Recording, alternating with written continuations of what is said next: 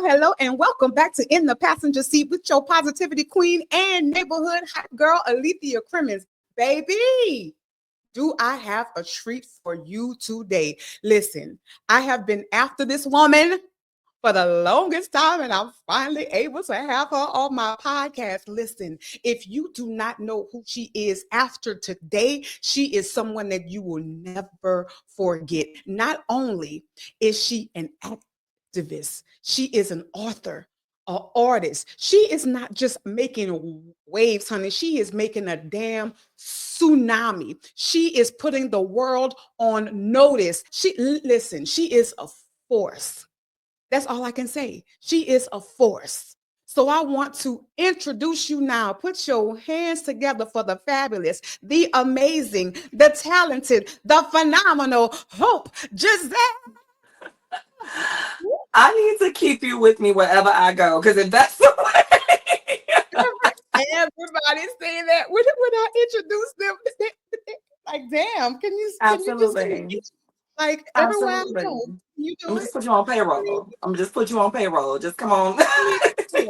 Because everybody needs to know that you're not an influencer. You Absolutely. are a world changer. Like, you put people on notice and you let the world know exactly what is going on and how we can do to change it and what we should not be doing. Like, what while we're here watching memes, the world The is world. happening. So for those of us who do not know who you are, and if you don't know, where have you been? Can you please introduce yourself and tell us just a little bit about who you are, what you do, and why you do it? Absolutely. So my name is Hope Giselle. I am an award-winning activist, an author, an actress, a model. And when I say activist, I do mean on all fronts. I'm not just an activist for trans people. I am an activist who happens to be trans, right? And I don't consider myself to be an influencer. I'm a person who has influence, which are two different things, right? I don't wake up and seek to get a paycheck from making videos. I'm a person Right. who, I'm a person who uses my influence in order to be able to give people a way to make a paycheck, if you will. So those are things that really motivate me. I've been doing this work for the last 15 years or so of my life, everything from bodily autonomy to racism to the rights of women and immigrants and HIV, body positivity, all of the things. Those are just like things that are passionate. And because I'm an intersectional being and all of those things have affected me, I want to make sure that people understand that you can talk about more than one thing and that my life does not revolve around the fact that I'm a trans person navigating the world. I'm still Black. I'm a woman. I navigate what it means to go through mental health. My father passed away from HIV. Like, there's so many different things about me that I can focus on. And so choosing to ride the trans wave because that's what everybody wants, like clickbait about, just was never my style. And that's really garnered me to be in spaces like NASA, like Harvard, like BET, all of these different things and people and corporations that I've worked for over the years. And I'm just really grateful because not every Black trans woman you're going to meet has this story. As I'm reading your bio, I am just more in awe of you than I already was. Like, just woman to woman. Like, Yeah. I'm not trans woman, Black woman to woman. You inspire me. Like, you inspire me. So I need to tell you this to your face. You are an inspiration. Like, you co-founded the first LGBT organization at a conservative Yeah. HBCU, where most people would tell you to be silent, where most people would tell you to shrink, where most people would tell you this is not where you belong. What was the moment that you knew that you could no longer stay silent? I mean, I don't think I was ever silent. Like, let's be very clear. Like, I am not. I've never been one of those people that feels like I have to shut up because I'm not the majority in the Yes. room, right? And so I think from the first day, hell, even before I got there, I remember my mama called. Like, once my dorm got assigned, my mama called and was like, "Hey, look, now my baby different." I will never forget that conversation. It was And the what y'all not funniest gonna do, thing. and what My not mama was gonna do. very clear with them people. Like, my baby is different, and what y'all are not about to do. Because if I have to come Is up here, it's gonna be a problem. because what y'all not gonna do is play in my baby face. Yeah, That's, like, that's what y'all not going to do. So I'm just letting you know, as a black mama, don't make me come up here. don't make me come up here. Don't make me come up here, because if I do, all y'all gonna get it. I love that though. Like Yeah, she was a typical black mama yeah, protecting her black daughter. Like yeah. I mean, but that's the funny thing about it is like she wasn't protecting her black daughter at the time. I hadn't transitioned. I didn't transition until the end of sophomore year. I want to say like I transitioned like the end of sophomore year going into junior year. So that was just, my mama just being, I think, overprotective and kind of sort of setting the tone, like letting people know like I'm leaving him here but he not alone, so don't try it, and I think that was a thing that really set the tone with the adults on campus, like, because there were other queer kids there and I had heard some of the stories, and like, you don't like, when I think about it, like now, hindsight 2020, I didn't see anybody else's like parents or like hear about anybody else's parents like coming up to the school. My best friend during the time, Mitchell, him and I, like, we talk about our moms frequently, but like all the other like queer kids on campus, it was a very estranged and distant relationship. And for me, that didn't happen until after I transitioned. Like after I transitioned, me and my mom stopped talking completely. But um I like those first formidable years, like people just didn't have relationships with their parents, and that was just very interesting to me. But a lot of my get up and go was I was never supposed to. The fun fact about it was I was never supposed to be anywhere near Alabama at all.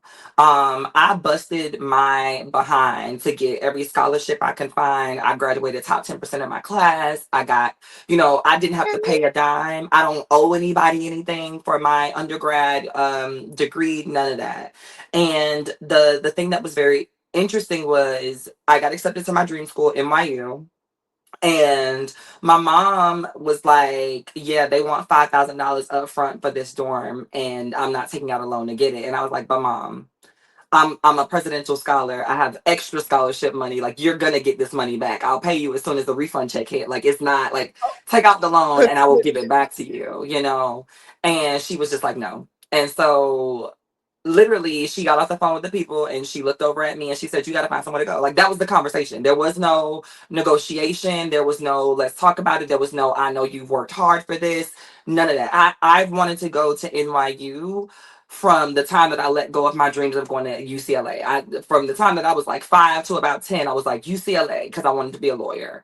And I ended up going to a magnet school, found theater, found dance, and I was like, okay, cool, NYU. And that had been the only thing that I talked about from the time that I was about 10 to the time that it was time to graduate and go to college. And so to be told that all of my hard work was going to go down the drain in 5 seconds, I didn't really know what to do. And so, I knew that I didn't want to stay in Miami.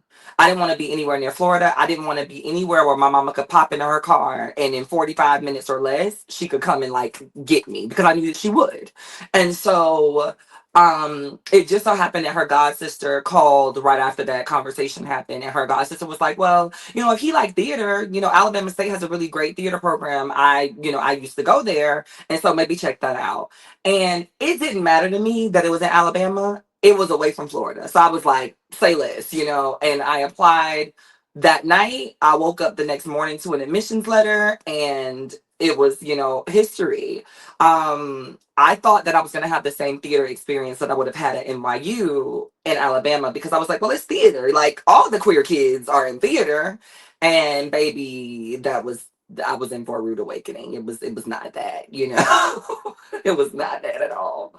So I had to advocate for myself very, very early, and let these people know that you weren't going to tell me that I couldn't, do a thing because I wasn't masculine outside of the theater. Like, if I can play this role on the stage, what does it matter that I wear tutus in my free time? Okay.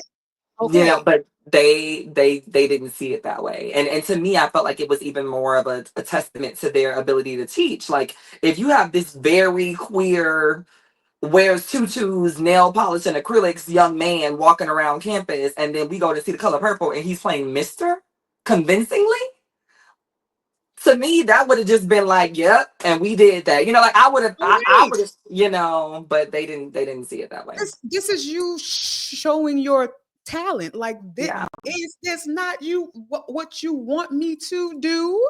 Yeah. But they would rather put you in a box. Yeah, they would rather me not perform at all. So how did, after all of that, Yeah. you end up making this phenomenal shift and change in this school? So when the theater told me that I would never perform on the stage as long as I look like that, and that's a literal motion that the director of the theater department made towards. I've been given this. Yeah. um, I've been given that. and so that lady looked at me in front of my entire class and was just like, as long as you look like that, I don't care how talented you are, you'll never perform on this stage. And I was like, oh, okay, bet. This ain't the only way to perform on stage on campus. Fuck y'all. And so I was like, I want to find a place where queer people can, kind of go, and where we can just be and we can brainstorm and we can build our own performances. And there were other queer kids in the theater department that just kind of sort of played it small. And I was just not about playing it small. But they supported me. And so I went through all the rigmarole to figure out how to create a club and how to do the things. And it took months. And it took months because the advisors for, like, the people who have to approve whether or not the club is like a legal club on campus, all of these different things, they had meeting after meeting with me about whether or not I was sure I wanted to do this. And they said that, like, back in the early 90s or something like that, some kids did have like an unofficial like meeting space, and the football players came in and threw pizza at them. And that was the end of that, those kids meeting on campus.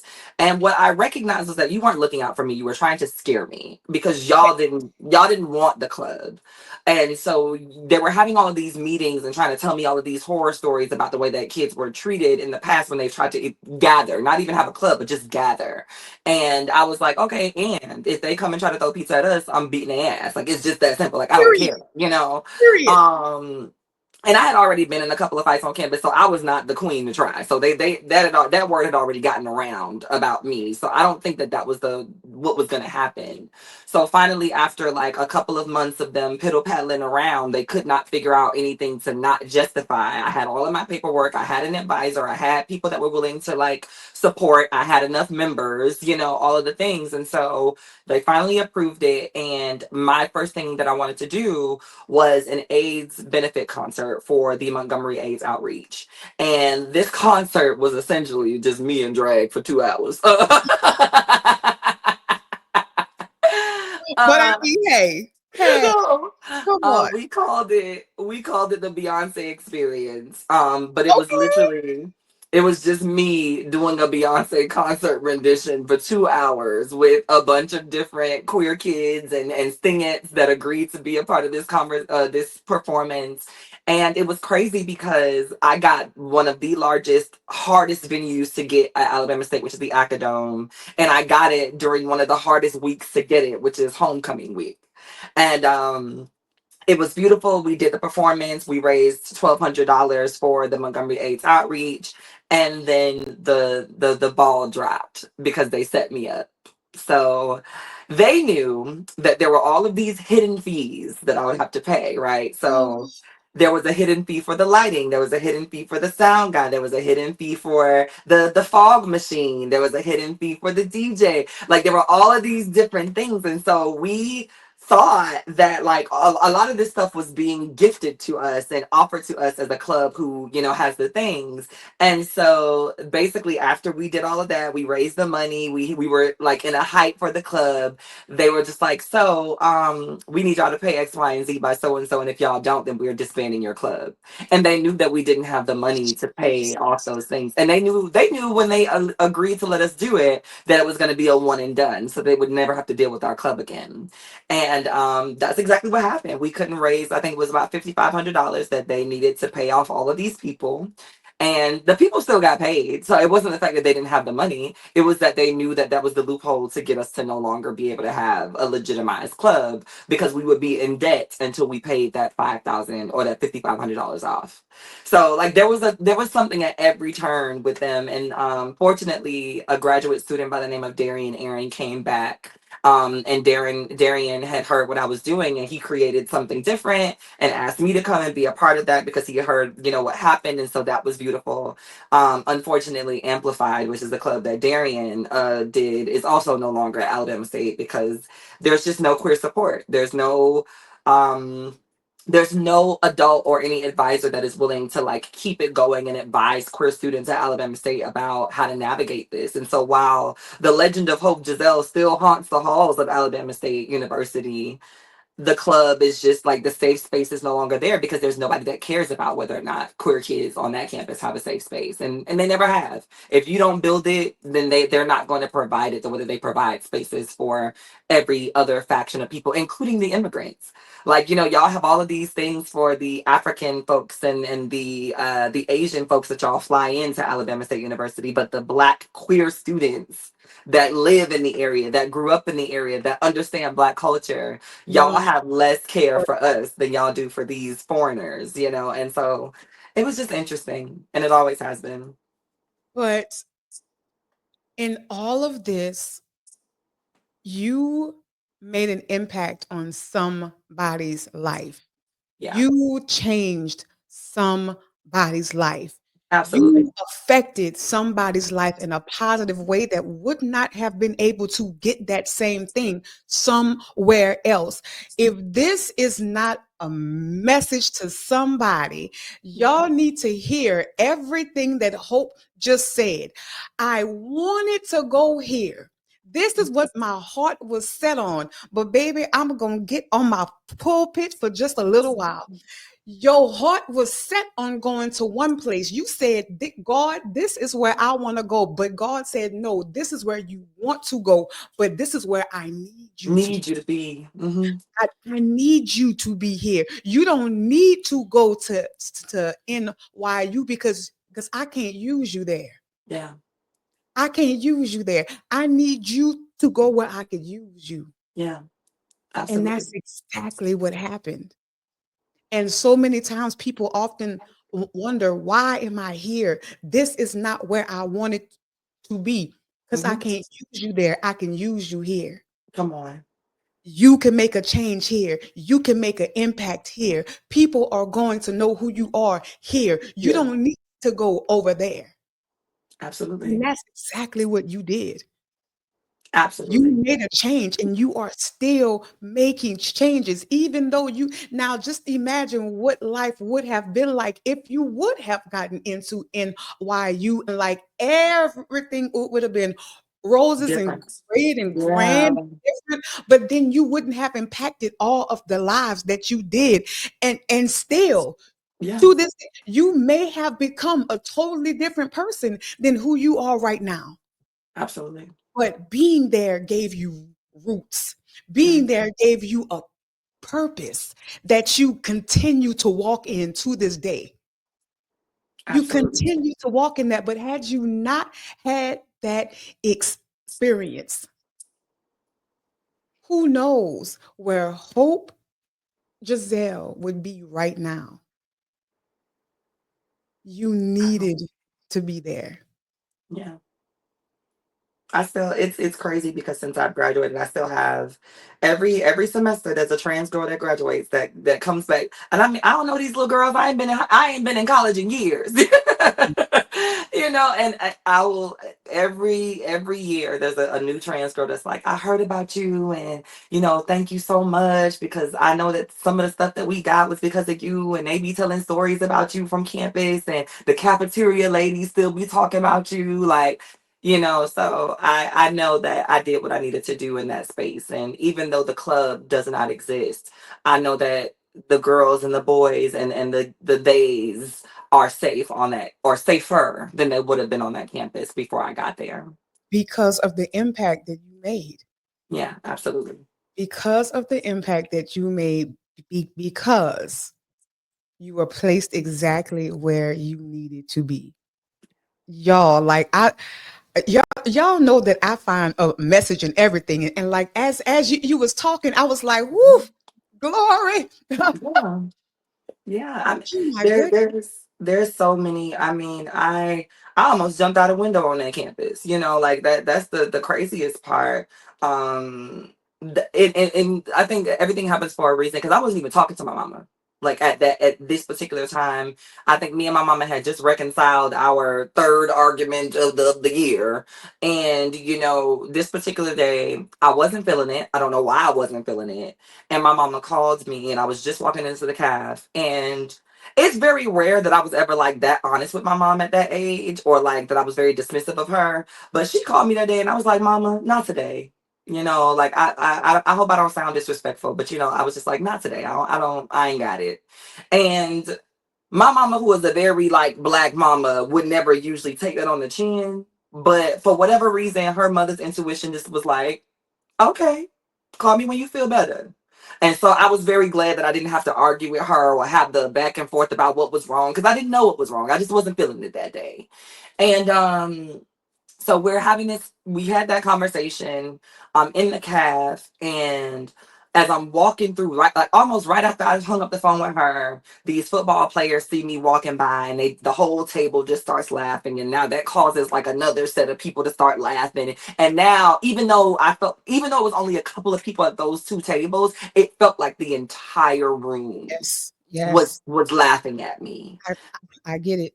Been there. And so, I'm doing that, and like once that laughter broke out, it was like something in my spirit broke, and I just turned around. I didn't want to eat no more. I went back to my room, and when I got there, I was like, let me see how far this window open. That was the first part of the conversation. I was like, let me see how far this window open. I just need some fresh air. And so like I lifted the window, and surprisingly it went all the way up. And usually at college campuses, they don't do that, especially when you're on the fifth floor like I was. So I'm on the fifth floor, and I'm at first I stick my head out, the breeze is going, and then I'm sitting in the windowsill, and I'm just sitting up there, just chilling. And part of me just was hoping that somebody would look up and be like, say something. I've Just been there. Oh, I've been there. Oh, you know, I will say that was a cry for attention and help. I'm not gonna even hold you. That was a mhm. moment where I wanted some attention. Like, let me see who gives a shit that I'm just sitting Yep. here. Yep. And I'm sitting there for like 10 minutes, and people are looking up. Nobody's saying anything. Like nobody's even being like, oh damn, like you sitting, like nobody's saying anything. People are just looking up and walking away, and looking up and walking away. There's not even a crowd of people like looking around, because people are like, oh, that gay boy in the window, like nothing. And I think like after that first 10 minutes went by, and I saw that many people just didn't give a shit, like I just started like profusely crying. I was 2 seconds from letting that windowsill go. And these two men who were in the Office of Student Advisement, Dr. Height and Dr. Ray, they came banging and bursting through my door. They broke my door off the hinges. And I remember, before I could even think straight about what was going on, Dr. Height had grabbed me, bear hugged me, and threw me onto my bed, and Mr. Ray was slamming the window. And after, I sat there and cried for a minute. We all sat there and cried for a minute. Like these two heterosexual men of the campus, like these were the guys on campus. These two men were the men that you talked to when you were a student and you had a problem on campus. And that we're all just sitting there crying. And finally, when I had had enough, like I was like, thank you. And I remember Dr. Hyde was like, thank your mama. He was like, I don't know Mm. what you said to her. Oh, He said, I don't know what you said to her, but he was like, she called us and she forced us to come and check on you. And I'm glad that we because did. mamas know. Mamas know. Oh, girl, like that just gave me Yeah. because Yeah. mamas know, and you ain't even got to say that much, and mamas know, and thank God that Yeah. mama, okay, you need your minute, but something is wrong Hmm. with my baby. Yeah. Oh, oh, Yeah. but I've been where you've been, so I totally understand Hmm. exactly what you are talking about, and I'm sure that there are people out there listening and watching right now that have also been on that ledge with you, screaming, Yeah. hoping that somebody would look up and say, "Look at me, I need help," and nobody is hearing you. It is like you are in this glass cage, and everybody just keeps walking Walking by, around. and you're banging on it, "Help me, help me, help me," but nobody is seeing you, and it's like all you want to do is jump. Yeah. All Yeah. you want to do is jump. I had that exact same moment, and that was the moment that I realized that nobody was coming to save me. I had to Had to save save myself. I had to, because my I had to save me. I couldn't wait on anybody else. I couldn't expect anybody else to save me because let's be honest, it's not their job, it's mine. Yeah. Is mine. But I'm so happy that your mom was like, I know that something is wrong. Hmm. Go and get my baby. Yeah. Yeah, like it was like a week or so afterwards. It was funny. They called me into their office just to do a check in or whatever, and so they gave me the real rundown of how everything happened. And Mr. Ray said, "Your mama called me, and she said, Mr. Ray, I don't know what you're doing. I don't care what you're doing, but you need to get to my baby's room and you need to get there now." And mind you, I told my mama I was going to the calf, so how she knew to send them to my room, have no idea, you know. And so then Mr. Hyde, Dr. Hyde said that your mama called and gave me the same call, and we both happened to be walking in the same direction at the same time. And we was like, "Oh, did Miss Danielle call you?" "Yeah, Miss Danielle called me." So now So they they knew. both kind of, So they yeah, they got. And you so it was the funniest thing because like afterwards when I talked to my mama about it, she said, "Oh no, I cussed them out. I cussed them out to make sure they were going there." all the way out. So you Yeah, retelling this story, like I can see that yeah, there's some emotions going on there, but you reliving it and retelling it. yeah. What is entering your mind? What thoughts are going through your head as you have to relive this moment because it is all over your face? Like, There's a couple of things. I think one is that I think that that's one of the reasons why I'll never give up on Black men. oh, People, especially queer people, and especially Black trans women, we have some of the most disgusting experiences with Black men, whether it be the lack of ability to just name that they love us, whether it be beating on us because they can't understand their attractions for us, whether it be the fact that they've been trained that we are somehow the enemy for whatever reason, all of these different things. And maybe having a father that wasn't accepting, maybe having a grandfather or people in your life, big brothers, whomever, that treated you wrong. And I know so many trans women, Black trans women specifically, that are scarred and jaded and say fuck Black men because of that, and want you to yes, do away and dispose of. And I also know that there are so many people outside of the community that believe that the reason that people are queer or trans or gay or whatever is because we have these negative ideations about Black men. And thinking about that story reminds me that, like, in my life I've been saved and loved on and heard and cared for, and some of my most vulnerable moments by Black men, heterosexual Black men, um and remembering, both Mr. Ray and Dr. Hyde, God rest both of their souls, I believe. Mr. Dr. Hyde passed away, and so did Mr. Ray. Um, but being able to really like think about the fact that these two black men who had other things to do. There are so many students on that campus. You know They, what I'm they saying? like Like dropped everything they dropped to go whatever they were doing. save a little queer boy. It's always the ones that you least expect. Yeah. That you least expect. Oh, And they dropped everything, you know, like just cause somebody mama called and was like, I got a feeling. Like my mama didn't even, it wasn't like my mama got on the phone and said, oh, I just got off the phone with my child. She in the window, go get her. Like right. No, it was like, look, I know that I know that something is wrong. Y'all better go right now because I'm telling you, if she did that little black mama thing, if I have to go up there, it's gonna be a problem. okay, Yeah. all the way. Yeah. Now, earlier you gave us a list Yeah. of your accolades: actress, model, All the things. activist, artist. Yeah. You are also an author of two best-selling books. Let me say that again. The author of two best sellers. Something that some people had to buy, but she did not. Oh no. Okay. Um. I did not know that you could buy that because No. Yeah. But what chapter mm. of your life would you say that you're on right now? Ooh, this chapter is called Free. This one Ooh, right here is called ooh, Free.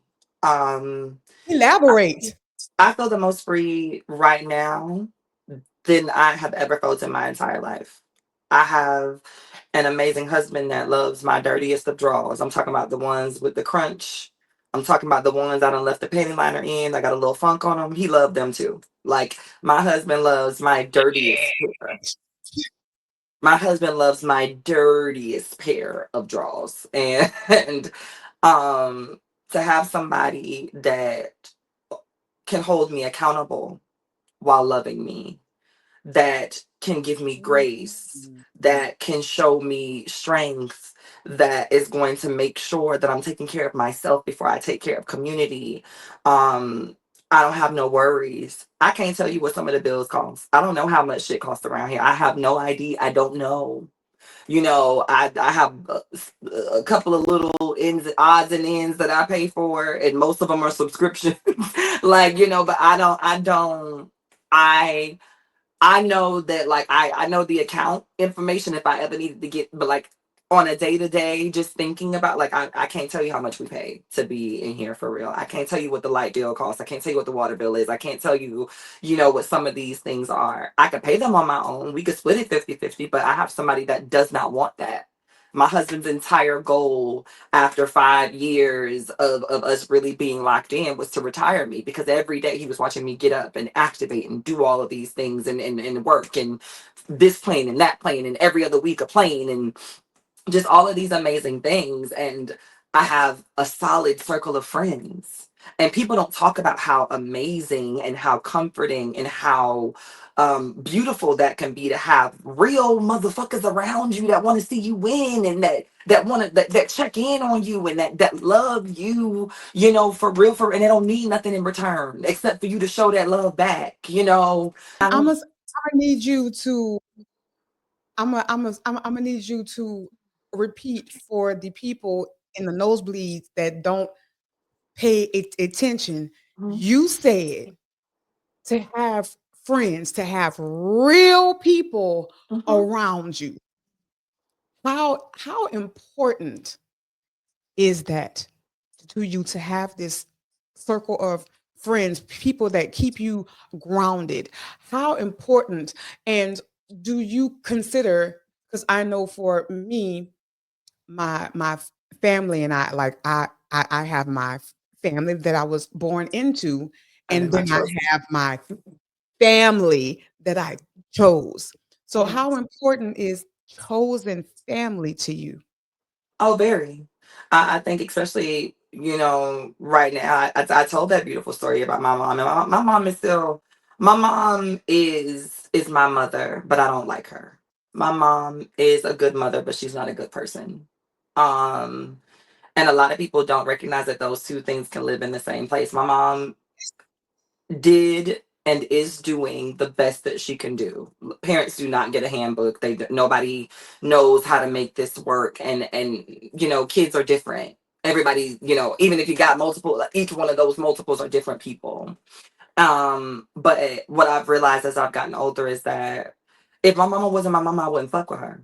So why am I putting up with dealing with her just because she's my mama? I don't have to. Yeah. Ooh, ooh.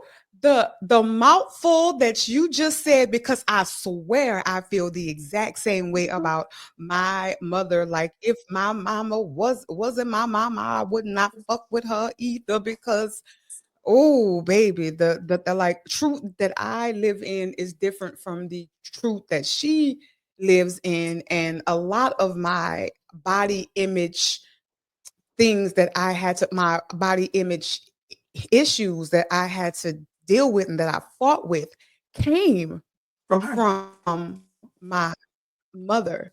And you also talk about body image, Hmm. which can be very brutal in today's world that we live in. And coming from a plus size woman, like, this Yeah. is something that we have dealt with and deal with some more and continue to deal with. How do you keep living in your truth, in who you are, and you remain so confident in who you are and not worry about the opinions of the world and what they have to say? How do you, because I feel like this is going to help so many people, because the world tells us what we should not be, how we should not look, how you should talk, how you shouldn't talk. The world is like always in our ear, but you stand true and firm in who you are, and you do it with such grace, and you do it with such com- confidence. How do you continue to do that when the world is always in your ear? So there's a couple of things I have to be honest about. I know that I am traditionally aesthetically pleasing to people. Like, we can't, like, knock that out. Regardless of weight, height, trans, not trans, I know that I'm a traditionally attractive person to most people, right? Mhm. And so that's a thing that, like, I can sit in comfort with. I think that everything else is the things that people tell me about what women are supposed to look like, and that's where the beating of yourself up comes into play. But I remind myself that everybody is different. Every woman is different. Every woman looks different. And also, again, it goes back to that circle. I have a circle of people who can see when I make that post or when I'm making that video how I'm, like, maneuvering so that my shoulders look smaller. They can see me shrinking myself when we're in Okay. public, or when I'm with my homegirls and we're out and I'm the tallest girl with them, and they see how I'm kind of, like, doing my best to look like and my people are just like, no, ma'am. Don't Absolutely the don't fuck don't not. Don't do that. absolutely not. Like, why are you, girl? What? Yeah. See, And so you could never be with me and do no shit like that. You could baby. look, but over the years, I've stopped doing, because there's a confidence that comes from having people that see you as you see yourself. It's one thing to be affirming to ourselves. It's one thing to speak life into ourselves. Everybody's talking about affirmation, affirmation, affirmation. Those self affirmations are beautiful and they're great and they're awesome. But having people around you that remind you, like, hey, I see that crown slipping, baby girl. We don't do that around here. Because I ain't friends with ugly Okay. bitches, right? I ain't friends with bitches that's not confident. So unless you telling me, are you trying to tell me something? You trying to tell, like, and I have a group chat, and this group chat consists of two trans men and one other trans girl, and these are my brothers and my sister, and every now and then we got to get each other together. And Yes. we have to pull each other up off the floor sometimes. And having a husband who is like one of my husband's favorite lines is, when I went to the wife store, I didn't ask them to give me the worst one that they had. I didn't ask for the budget version of a wife. I asked for the top of the line, whichever version was gonna be best. So unless you telling me that I picked a cheap version of a wife, I don't know what you're trying to say here. And You got a good man, Savannah. You man, yeah, Savannah. and so that confirmed with my own ability to remind myself that what I do to upkeep to make me feel good is enough. Whether the Mm, people on the outside are okay with that, whether it suits their fancy, whether they like the hair, whether they don't like the hair, whether they like the shoe or the fit, like that does not matter. Because before I left the house, I was like, ooh, I feel good in this. Ooh, I yes. look good in this. Ooh, I feel great about me. Whatever y'all got to say when I hit the streets ain't on me. That's a you Mm. thing. And reminding And myself, I'm not gonna make it mine. and I'm not gonna make it a me thing. Yeah, Ooh, we have to stop asking the world for permission and be who the fuck we are. be great. Stop letting the world in their face. Stop letting the world write your story and remember that you are the one holding the pen. Yes, I've told y'all before that we are supposed to have main character energy at all times, but understand that the reason that you are the main character is because you are also the script writer. Mm. The reason that you are the main character in your story is because you are also the script writer. So Come on. you decide who you are supposed to be in your story. Nobody else can do that but you. So stop allowing this world or anybody else to hold that pen. That is in your hands. So now you have to choose what story you want to write for yourself. Come on. For yourself, It's just baby. that Woo. simple. It's just that Now, simple.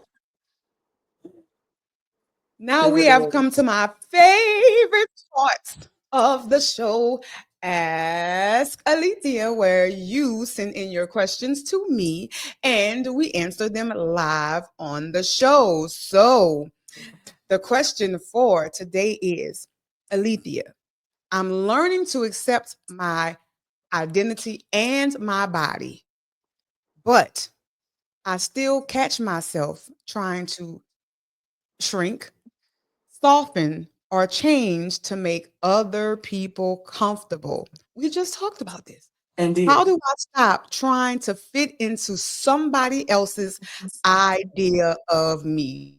Reminding people that everybody is in a search and everybody is in a competition to be exclusive. Everybody wants to be the one, the only one, the first one to Yeah. do the thing, all of these different things, but everything exclusive goes on sale. If you don't know who Ooh, you are as a person, ooh. if you are not sure of who you are as a person and you're basing who you are off of other people's market value, when they go on sale, so will you.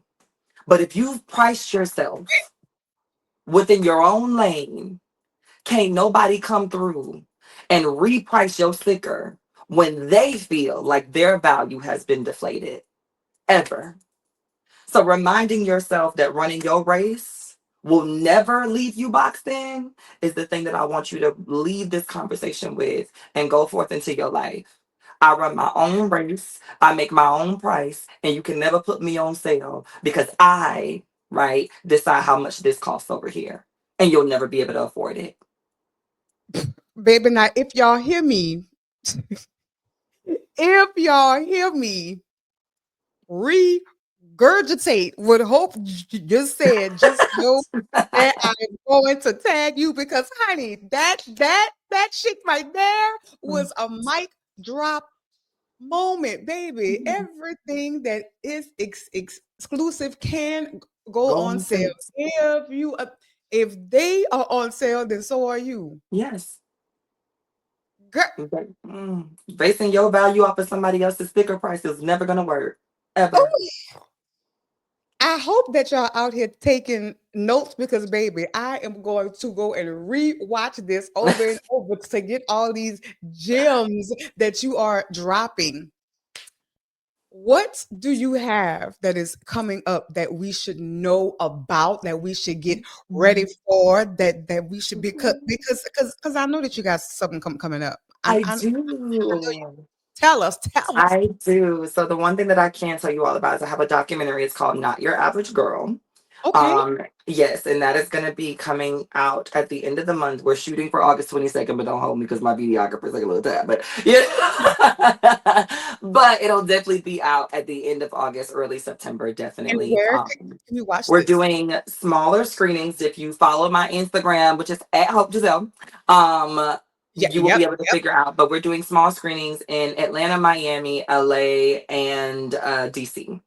Great. So we'll be popping through those cities, and then we'll also be doing a virtual screening soon, and those details will be out. But if you could support just by watching it, giving it a little thumbs up, I think that we're going to do the in-person tour first, and then we're going to do a virtual screening via the YouTube because I want this to be available for a lot of people. I was talking to some folks about putting it on the film festival circuit, but the way that the politics work around that, I'm just not necessarily sure that Okay. I want to lean into it. So I think that making it free and for the people is more of the lane that I want to go. So that's something that I'm really, really excited about. As well as the fact that I'm going to be partnering up with NMAC to do a lot of research around HIV and AIDS.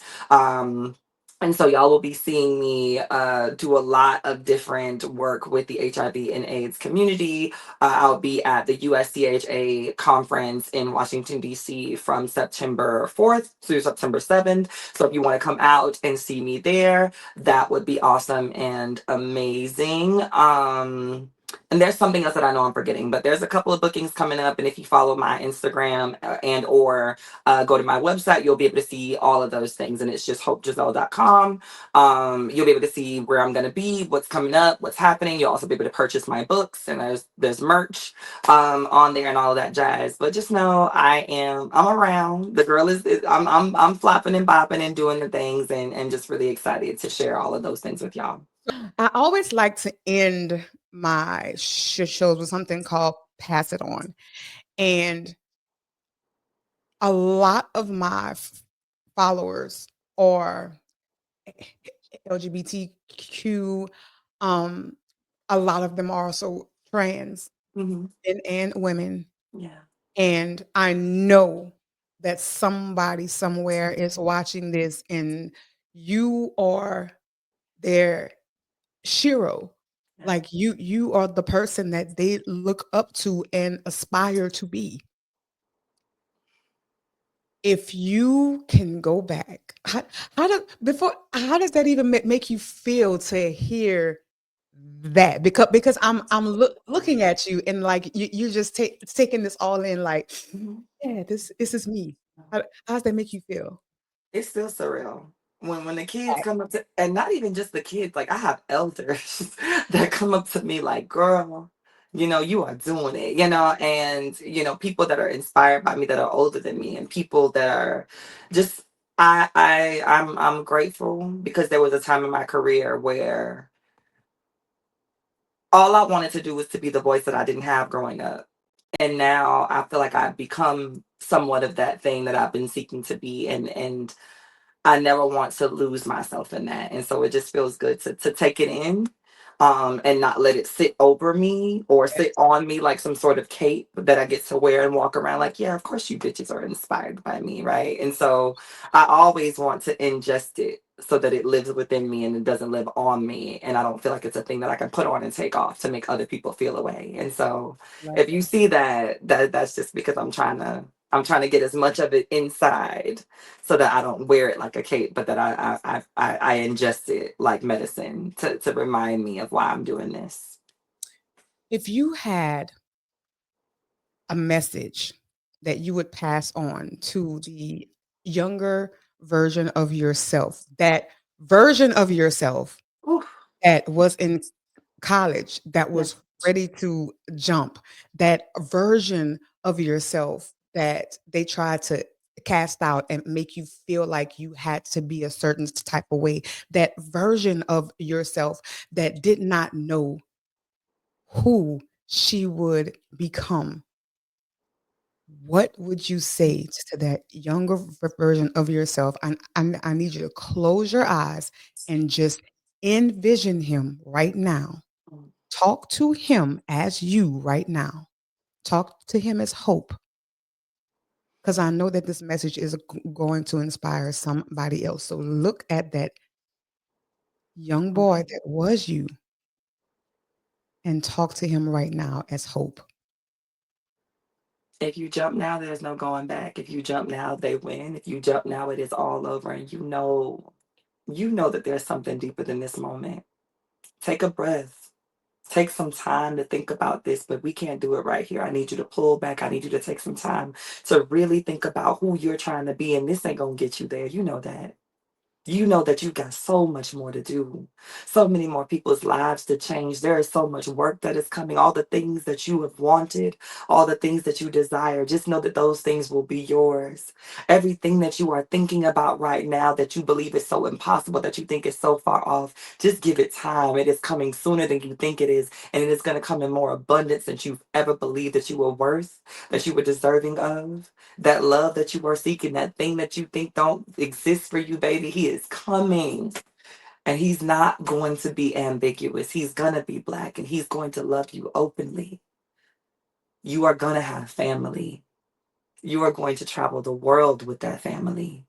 You are going to break bread with people from all different races and they are going to love you for you. You will no longer have to hide who you are. And there are going to be so many people that are inspired by you. But not if you sit here. You got to get out of this window. And you got out of the window. You got out of the window. Girl, let that go. This you needed to release it. Like you need to release this because you got out of the window. And there's so many people that's still on that ledge. And what you said just now, you may have just saved a life. Girl, what you not about to do? I'm trying to go to the movies. Ooh, Jesus. Okay. Thank you from the bottom of my heart for not jumping because I wouldn't know you and you wouldn't have inspired me. So thank you for being who you are. Thank you for saving yourself because in saving yourself, you save so many other lives. So I love you for exactly who you are. I love you back. I need you to also know, like we had our moment already in the DMs, Oh but I need you to yes. understand, like your content has been content that has picked me up on days when I was like, I ain't got it. I don't have it today. I don't have the positivity today. I don't have the, and I scroll and I come across one of them videos like, yes, you do. Get up. And it is that friendly reminder from family that ain't your family. These parasocial relationships, they can be toxic. But some of them are some of the most positive relationships you gonna have when you see that Alethea video right on time. And there have been so many days that I've seen the Alethea video right on time. And I know that some of those days you weren't talking to us. You Ooh, turned that camera on for you. Look girl. here, you turned that camera on for you. I don't felt those messages too. Like that ain't for me, but thank you for sharing. Thank you. And even for being in a space of in a room where so many people lean on the negativity and the clickbait, having a platform built on uplifting other people as you climb yourself. Not too many people can do that, especially as they're going through their own storm. So thank you. And I love you too for just who you are. Thank you for like you're the first person to actually see that. Mm-hmm. Like usually I have to tell people that, but you're the first person ever Mm-hmm. that actually saw and said out loud. I know that some of those videos weren't for me; they were for you. Mhm. But I mean, thank you. But I know that looked in your eyes and knew that you were talking to you, and you are exactly right because what you are watching is me healing in real time, Facts. and I'm still healing every day. So that's why I do what I do. So not only can I heal others, I can heal myself. I'm healing right now as I'm talking to you. So. Whoo, see now, and my makeup look too good for that. Right. We're not doing Mm, it. mm. No flitter. No Snap back, flitter.